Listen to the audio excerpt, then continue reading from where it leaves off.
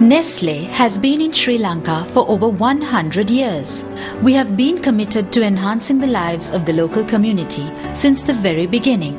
Today, we are Sri Lanka's largest private sector buyer of fresh milk.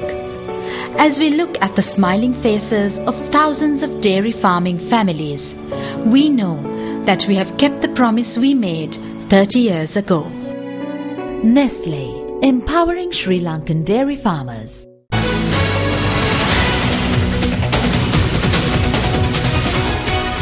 A very good evening and welcome. This is News First Weekend Primetime News. I'm Ramesh Irugal Bandara. We start off with a look at your headlines tonight. President Rajapaksa says if there is an issue with him contesting for a third term, take it to court.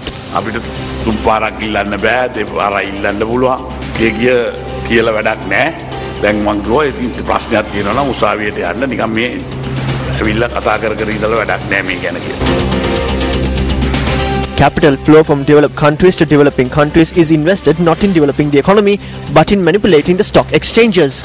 A statement from Senior Minister Tissa Vitarana. Landslide warning in 3 districts due to the inclement weather. Several areas to experience rainfall of over 150 millimeters tonight, says the Met Department. 4 Sri Lankan fishing vessels taken into custody for violating Bangladesh's maritime boundary.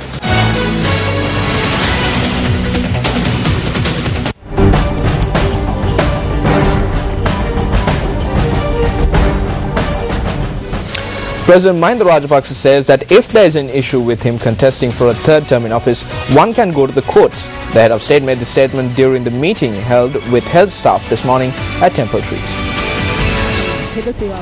The meeting was convened by the Public Service United Nurses Union under the theme An Excellent Nursing Service and a Qualitative Initiative 2006 to 2015.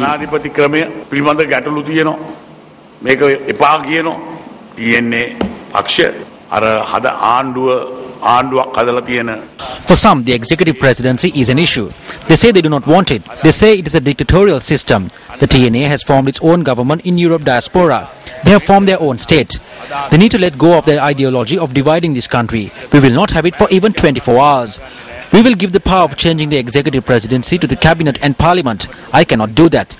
That can only be done through parliament. That has to be done constitutionally. We are always prepared to give the parliament that power. I do not know why they are not allowing the public to decide on this. There is no point in saying that we cannot contest for a third term and can only be there for 2 terms. They need to come before the people and sort it out with the people. So if there is an issue, you can go to court with it.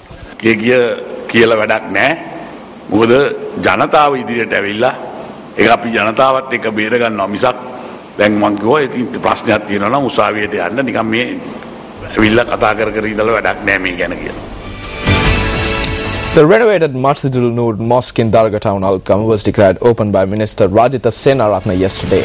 Speaking at the event, the minister expressed the following views.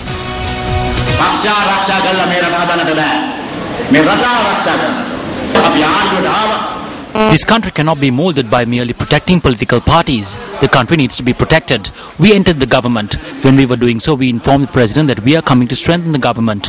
We said that we will not accept ministerial portfolios. The president said that if we don't, we might even lose our MP seats. He said that there will be no victory and we will be removed. He said then another group will be elected and they will topple our government and the UNP would emerge victorious. That is why we decided to accept the positions. We did not ask for it. With 17 of us crossing over, the government passed the 2007 budget with a majority of 4 votes. At that time, Ranil Wickremesinghe got a message across to me through Ravi Karunanayake for me to come back and that I will be made deputy leader and that this government will be toppled. He said when the government is toppled, I will be given any ministerial portfolio. What are these positions? He sent me an SMS. I said that I do not need it and I will not return.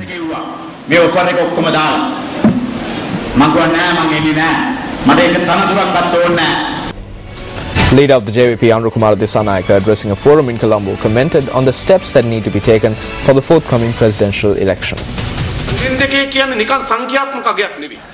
A 2/3 majority is not merely a numerical value and it is not just numbers. It has a deep meaning to it.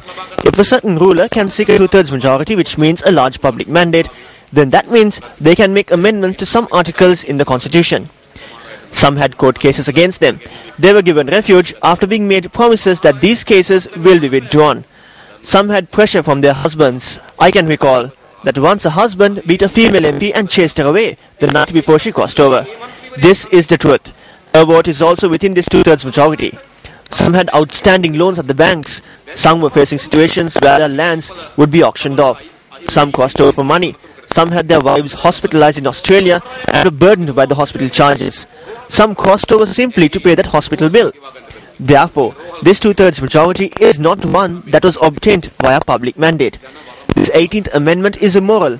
We need to properly devolve power within the country. Some are attempting to divide based on the color, green, red and blue. Some are attempting to use the term Sinhala and divide the nation. That is not the proper way to divide. There can only be one. Today, there are attempts to hold a presidential election which is in violation of the constitution. This is illegal. There are those who are for it and there are those who are against it. This is the line that divides both.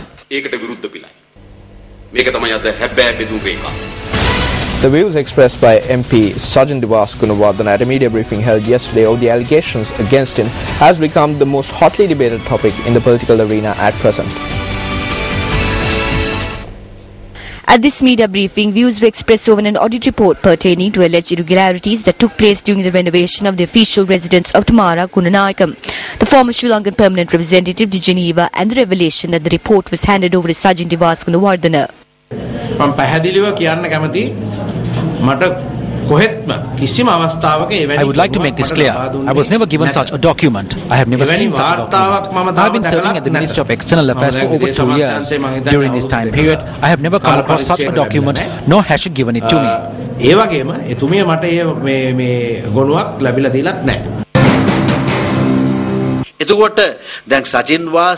Gunawardena මහත්මයා බබෙක් වගේ ක්‍රියා කරනවා. එතුමා කියනවා මේ විගණන වාර්තාව මම දැක්කේ නැතය. Sajjan Gunawardena is acting like a baby. He is saying that he never saw this audit report.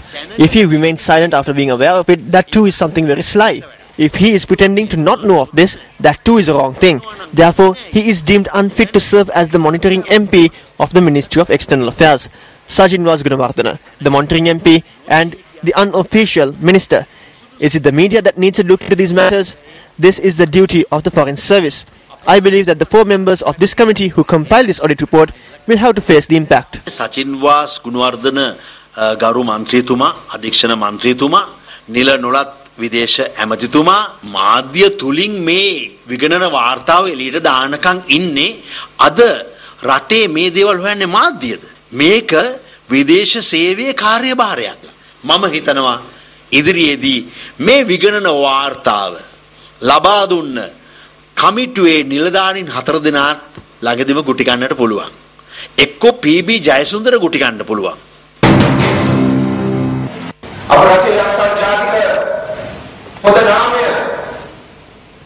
The ambassadors have a great responsibility to ensure that the good name of the country moves further internationally. However, today we are faced with issues as to who these ambassadors are. Good ambassadors are not only being removed from the foreign service, some of them are facing situations where they might be kicked out. It is in this backdrop that we got to know that the task of renovating the official residence and office of the permanent representative in Geneva was vested with persons who are connected to the murderous LTTE. At this time, the ambassadorial service is not functioning properly. Moreover, the functions of many other institutions surrounding us have collapsed.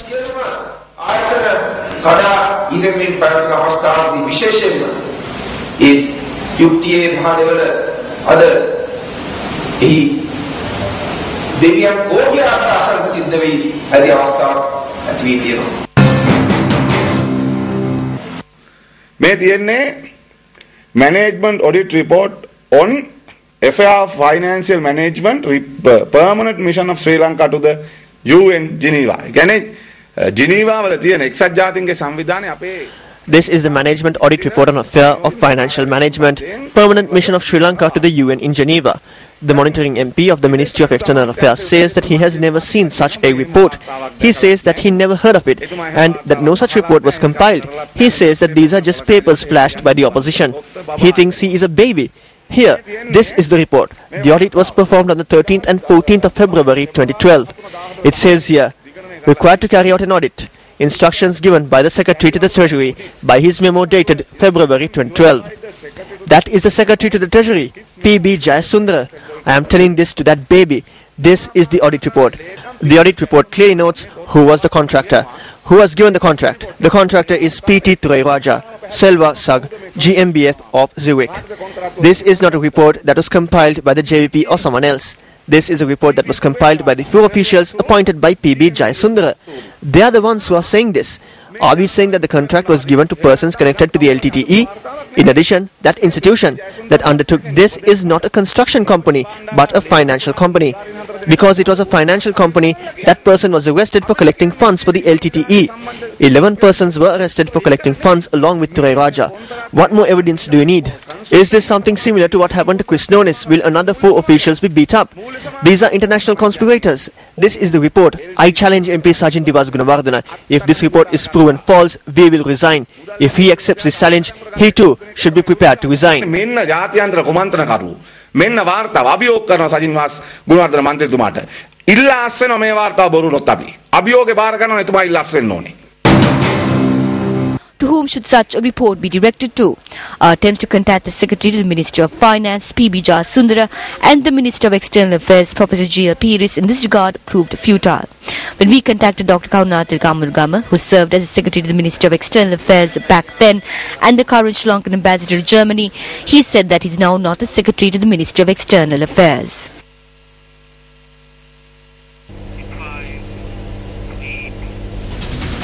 To keep up on the latest developments of this story, follow Newsfirst.lk and join the conversation on Twitter and Facebook using the hashtag GenevaGate.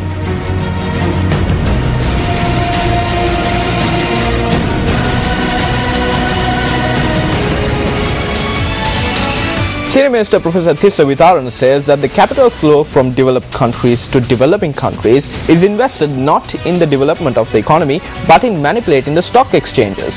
He made this statement at the 9th Afro-Asian People's Solidarity Organization or AAPSO Congress held today. The event also saw the participation of Minister of Fisheries and Aquatic Resources Development, Dr. Rajitha Senaratne, who is incidentally the President of the Sri Lanka Peace and Solidarity Council. President of AAPSO, Dr. Helmi Al-Hadidi, was present for this occasion.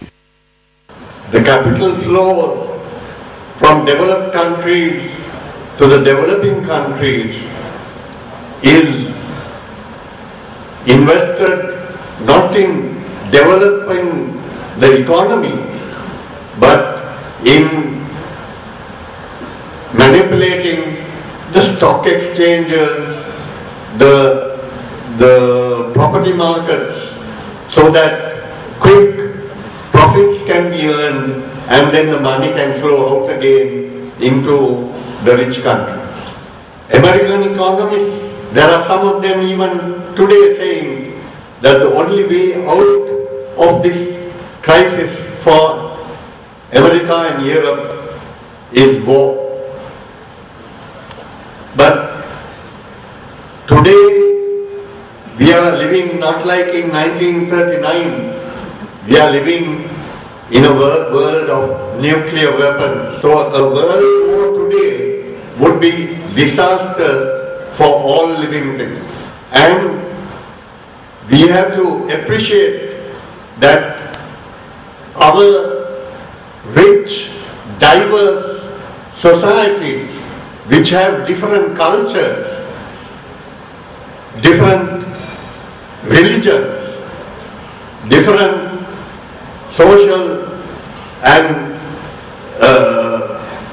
economic backgrounds are being used as the basis to foment differences and conflicts. Speaking further, the senior minister expressed the following views. The capitalist world has evolved in the context of the open economy and neoliberalism based on the Washington Consensus between the Secretary of State of the United States of America, the head of the World Bank, the head of IMF, to develop a new colonial exploitation of our countries. Contrary to the predictions of the World Bank and the IMF, that the gap between the rich countries and the poor countries has widened. Nearly 1 billion, that is 1,000 million people, are living in hunger and poverty. And it is in this world that we who are meeting here today have to see what is the situation that is emerging and how do we try to direct it so as to benefit the widest section of the people of the world, the poorest in particular. Coming up on the news tonight, a special report on what is being done for the well-being of persons with disabilities. Empathy, not sympathy. So we want to, create a sort of, kind of an empathetical background with this society. So disability is not an inability. The society needs to understand that this community is also a part of them. Welcome back to the news. In more local news, the makeshift tent erected by students of the Sabaragamu University who were staging a protest was removed by the police today based on a court order. However, the university students allege that the makeshift tent was removed by the police in a manner that was in violation of the court order. Last evening, the Balangoda magistrate ordered that the students who are continuing to remain at the premises of the Sabaragamu University to vacate the premises immediately. With this court order in hand, the DIG of Balangoda, the ASP of the area, the HQI, 2 court officials accompanied by police officers arrived at the Pambahina junction today.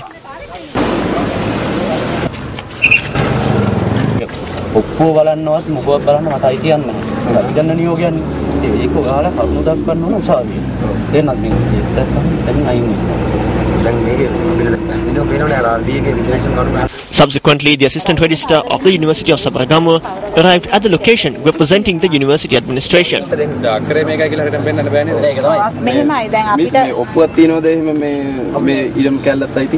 අපේ plan එකක් තියෙනවා. ඔව් අක්කරේට plan එකක් තියෙනවා. එතකොට පාරත් එක්ක තමයි. එතකොට මූණත ඉතින් අපිටනේ එතකොට අයිති. මූණත හරියම ඉතින්. මේකේ තියෙන මැප් එකක්වත් මේකේ සර්වර් ප්ලෑන් එකක්වත් මොකක්වත් දීලා නැහැ නේ. ඔව් ඒක අපිට She too left the premises thereafter. බෑ දැන් නියෝගයක් දීලා තියෙන්නේ මාන්නේ. නියෝගය දීලා තියෙන්නේ විශ්වවිද්‍යාල පරිසරනේ අපි කියනවා නෑ කියලා. Officers attached to the Balangoda police pasted a copy of the court order on the makeshift tent and later pasted another copy of the court order at the students' hostel. Our correspondent in the area said at that time there were no students at the hostel. Later, the court officers from the Balangoda magistrate left the Pambahina junction. Subsequently, a large group of police officers, including the riot police, removed the makeshift tents.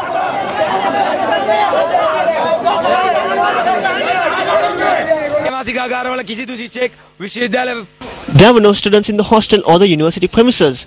The university administration has misled the court. They used the word university premises and said that the area in which the makeshift tent was set up belongs to the university premises. The university administration did not present us any legal document.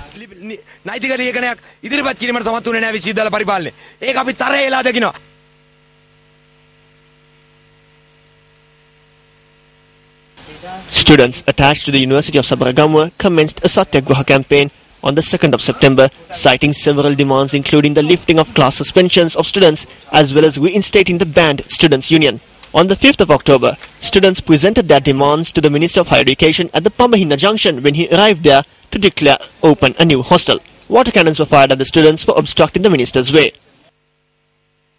A group of thugs attacked the students who were engaged in the Satyagraha campaign in the makeshift tent at the Pambahina junction on the Badulla-Colombo main road.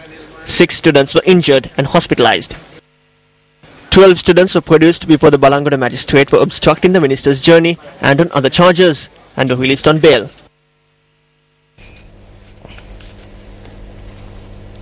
A female doctor and a driving assistant were killed when an ambulance crashed into a lorry on the Chilau road in Putlam. 3 others who sustained injuries in the ill-fated accident were admitted to the Chilau and Colombo General Hospitals.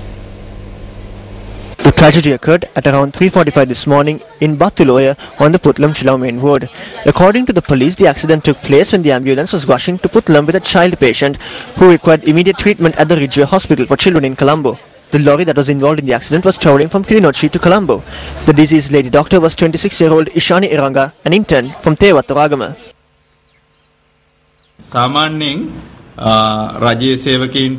Usually, the government servants are bound by an insurance scheme. The doctors who are interns do not receive this benefit.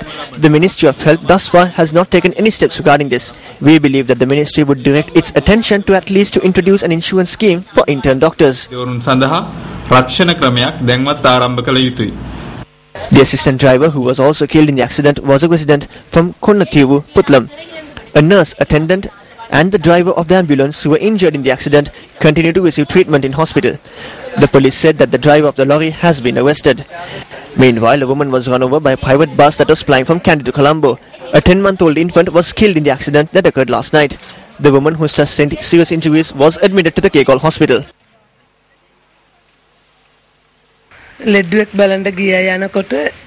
When we went to see a patient, she took the two children and went to the front. I went with my children in the back.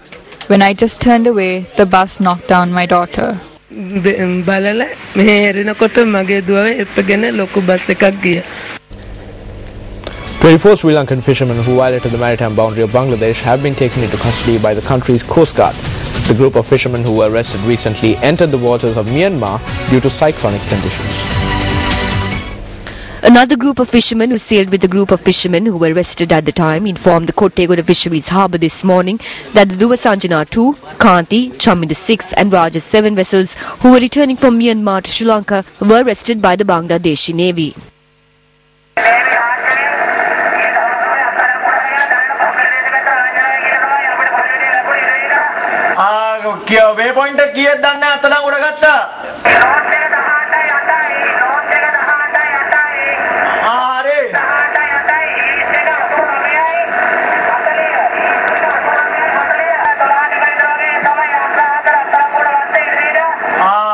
දැනට යාත්‍රා හතරෙන් මේ ඔයගොල්ලන්ට මොකුත් පණිවිඩයක් එහෙම ලැබෙනවද ඉදිරියට? ඒ කියන්නේ පොඩ්ඩක් මූද සරා ඉදිරියට.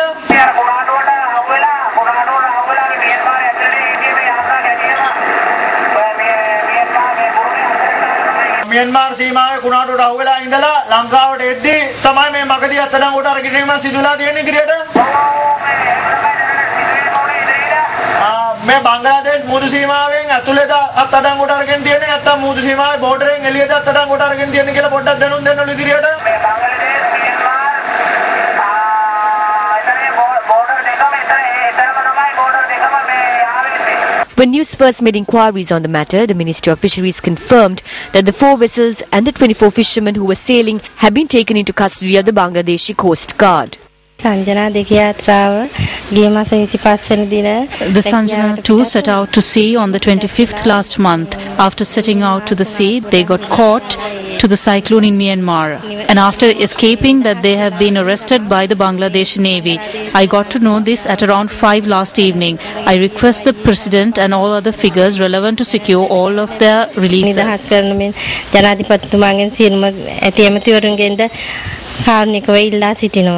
A spokesperson at the communications centre in Dikwala told Newsfirst that the 4 vessels were taken into custody while returning to Sri Lanka after being released from Myanmar for venturing into international waters due to a cyclone at sea.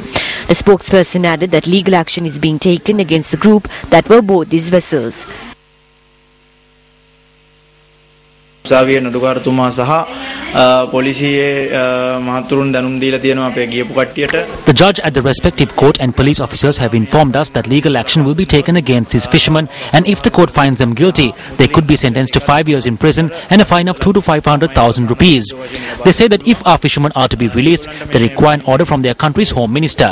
නිදහස් කිරීමට නම් එම රටේ home මිනිස්ටර්ගෙන් ලියුමක් අවශ්‍ය බව නියෝගයක් අවශ්‍ය බව තමයි ඒගොල්ලෝ කියන්නේ. Landslide warnings have been issued for 3 districts in the country due to the inclement weather that is currently prevalent in the country. The Disaster Management Centre says that the warnings were issued for the Galle, Kaltara and Kurunegala districts. Senior geologist of the Landslide Studies Unit of the NBRO, Gamini Jayatissa, said that persons residing in mountainous areas need to remain cautious of landslides as the present prevalent weather patterns are turning bad. Meanwhile, it was the southern area of the country that was worst affected due to the inclement weather.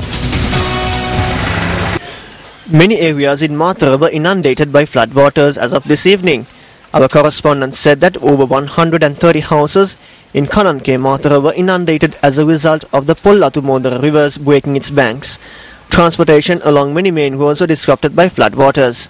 An operation to move the locals to safe areas commenced this morning, while access roads were also obstructed.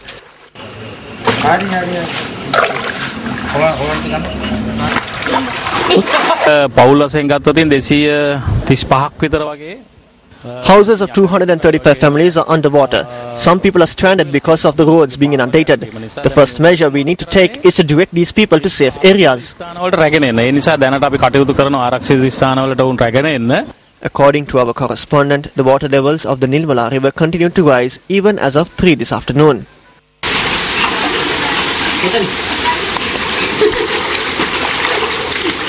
Several low-lying areas in the Galle district were also submerged. The Galle, Dangidara and Karapiti roads were few of the many roads that were inundated.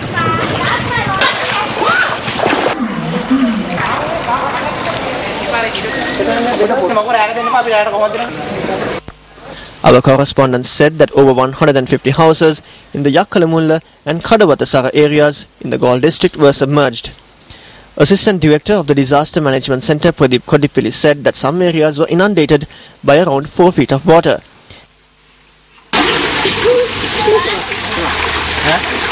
Meanwhile, a house in Habaradua area in Galle sustained damages when a wall collapsed on it.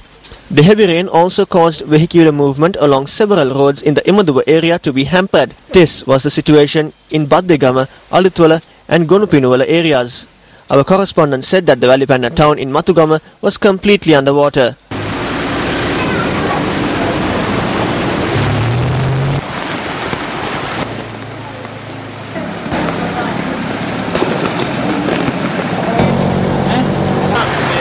Meanwhile, the bodies of 2 individuals who were washed away by the strong currents of the Valave river in the Udakanda area in Valegoda, Balangoda has been taken to the Balangoda base hospital. The police media unit said that the victims are residents of the Heramitiagala and Egodavalla areas in Balangoda.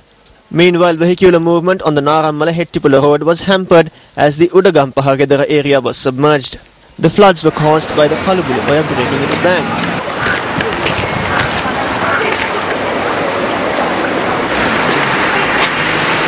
Three houses in the Jamiatul Islamiyah Wata area in Dematagoda were damaged when an earth embankment collapsed on them.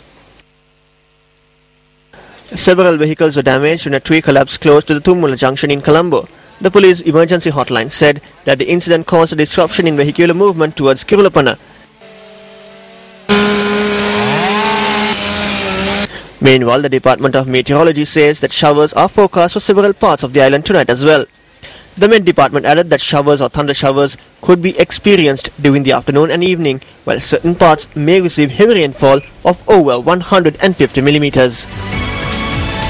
On to business news tonight, Minister Janaka Bandar Tennakon has requested the Minister of Trade to purchase a kilogram of big onions through Satosa for a price of 80 rupees. The Minister says that this will provide some sort of relief to the farmers. The government decided to purchase a kilogram of big onions from the recent Yala season for a certified price of 60 rupees. However, the farmers say that this process is not functioning properly and that they are compelled to sell their harvest for a lesser price. As a result of not being provided with the proper price for their harvest, some big onion farmers delayed harvesting the produce and also stored their produce in their own storage.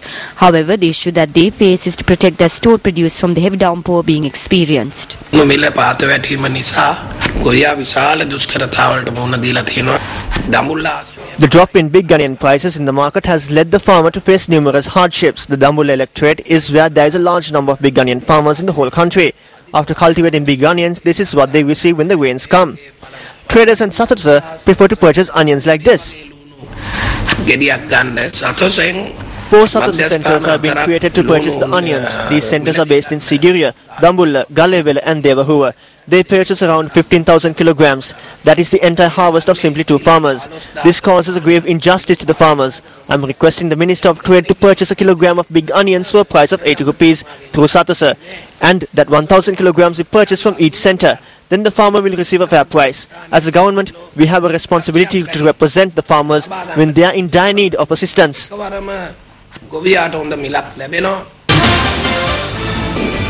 Disability is not an inability.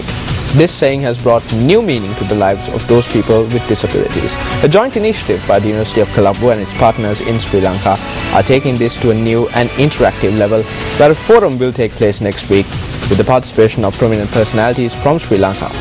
The interactive forum on enhancing opportunities for persons with disabilities through public-private partnerships will take place on Tuesday, the 21st of this month at the University of Colombo. Newsfirst Zulfik Farzan and Elena Schaefer reports on this initiative.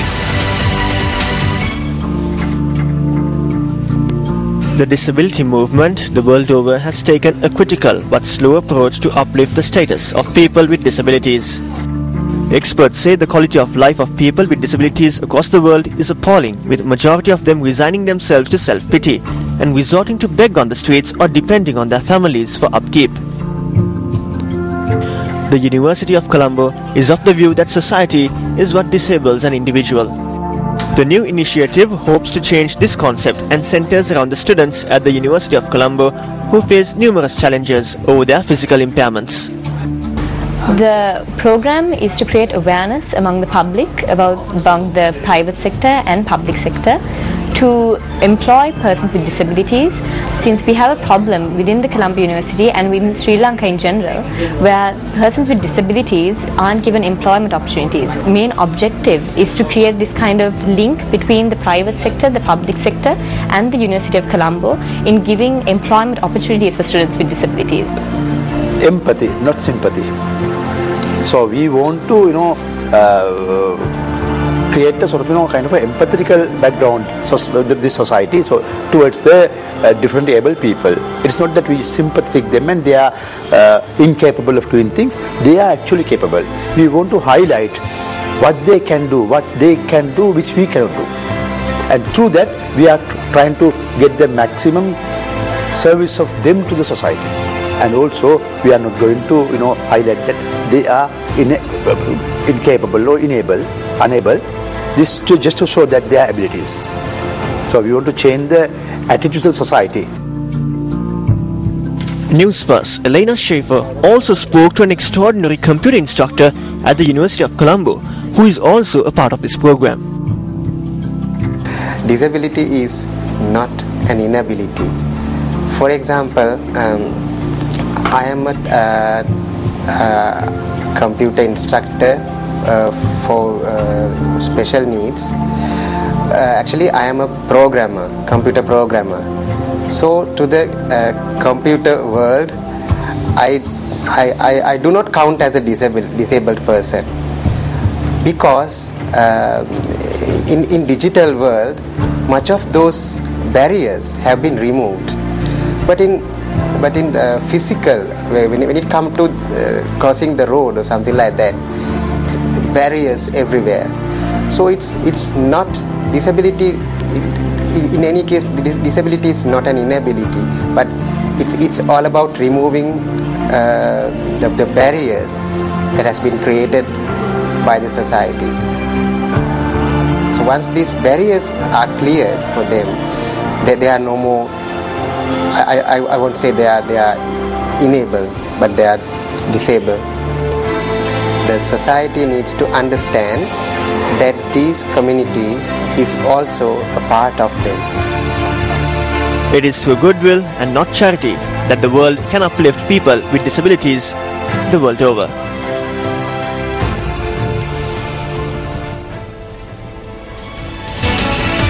A constitution needs to be in place for the sustenance of a country, institution or an organization or even a political party.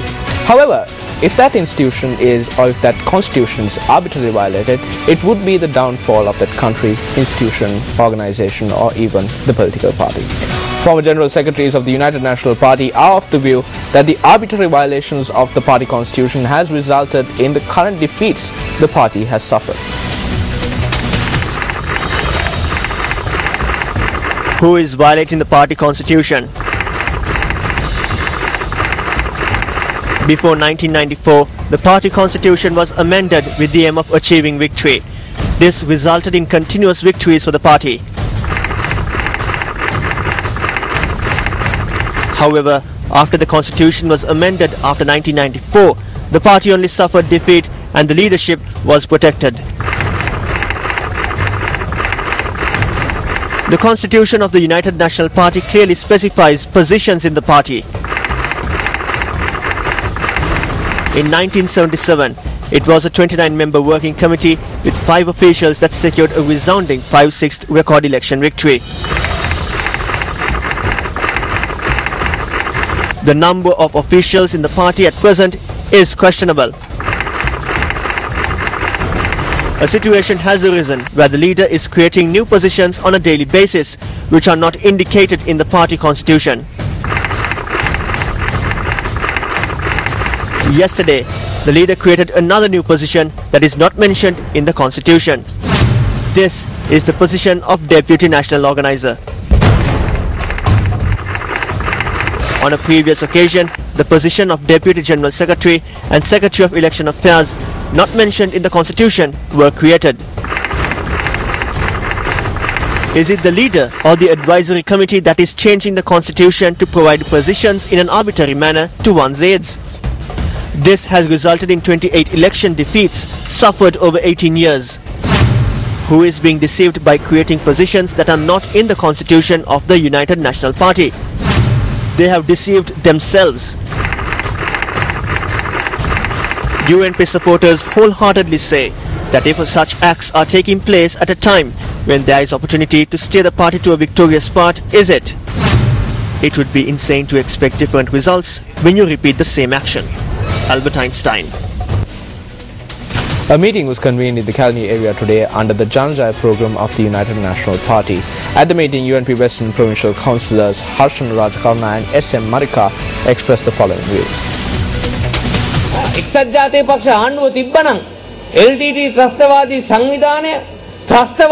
If this was a UNP government, the LTTE would be limited to just a terrorist organization. However, this government has failed to prevent the EU from cancelling the ban on the LTTE. In our village, there is a saying that if you go for more than 2 servings for a plate of rice, you are greedy. So they are contesting for more than 2 terms for their greed. This is the truth.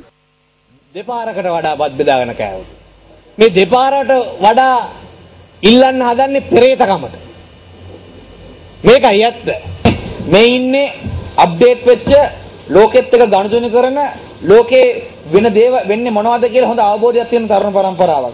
This is a youth which is updated, who deals with the world and who are aware of current affairs around the world. So take a look at other countries in the world. For example, Jayalalitha got caught stealing. What happened? She had to go to jail. Now what would happen in our country? What happens when the file goes to the bribery commission? You are left to find the answers. Then look at what happens to politicians in other countries who are charged with raping women. Now think about what happens in Sri Lanka. What happens to politicians in other countries in the world who are engaged in the drug trade? Now think about what happens here in Sri Lanka. Then what happens to politicians in other countries charged with murder? Think about what happens in this country. That's just one side of it. You can think of the answers yourselves. මිනිමරණ දේශපාලඥයට මොකද වෙන්නේ ලෝකේ අනිත් රටවල් වල අපේ රටේ මොකද වෙන්නේ කියලා කල්පනා කරලා බලන්න. ඒක එක පැත්තක්. උත්තරේ ඔයගොල්ලන්ට බාරයි.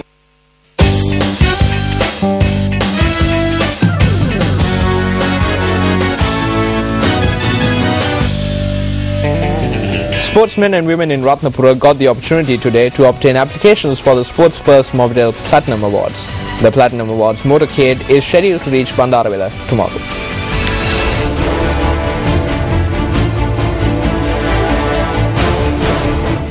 The Sports First Movidel Platinum Awards is Sri Lanka's first awards ceremony that recognizes sportsmen and women from across the board for their talents and achievements in the national and international arenas.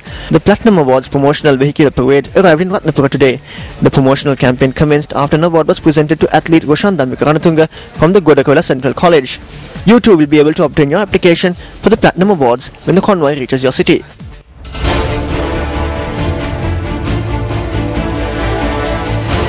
The top men's and women's sevens outfits in Asia contested the final leg of the Asian Sevens titles today in Beijing, China. Incidentally, Sri Lanka qualified for the quarter-final leg of the Beijing Sevens today. The Beijing Sevens is considered as the third and final leg of the Asian Rugby Sevens tournament. Sri Lanka battled it out in Group B against Kazakhstan in the first round and won the game 31-12. Sri Lanka then defeated Malaysia 26-10 to qualify into the quarter-final leg, which will be played tomorrow. Meanwhile, the Sri Lankan women's rugby team qualified for the semi-final round, played for the shield of the Beijing Sevens. They lost to Kazakhstan in the first round and then lost to Hong Kong in the second round. However, they defeated Malaysia 15-14 and will lock horns against the Philippines in the semi-final, played for the shield tomorrow.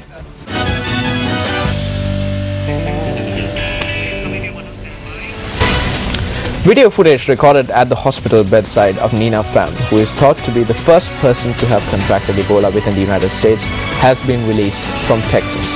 Pham, a 26-year-old nurse whose condition has been downgraded to fair yesterday, is shown in the recording becoming tearful as she chats with her doctor at the Texas Health Presbyterian Hospital in Dallas before she was transferred to a National Institutes of Health facility in Bethesda, Maryland. We leave you tonight with this footage uploaded earlier today. For the Newsfirst team, I'm Ramesh Pandara. Good night. Thanks for being part of the volunteer team to take care of our first patient. Believe it or not, this is a huge effort by all of you guys. Yeah, we're really proud of you. Alright. Party man. Okay. You need anything? Okay. There's no crying. Well, happy tears are okay. Otherwise, no tears. No crying. It's not loud.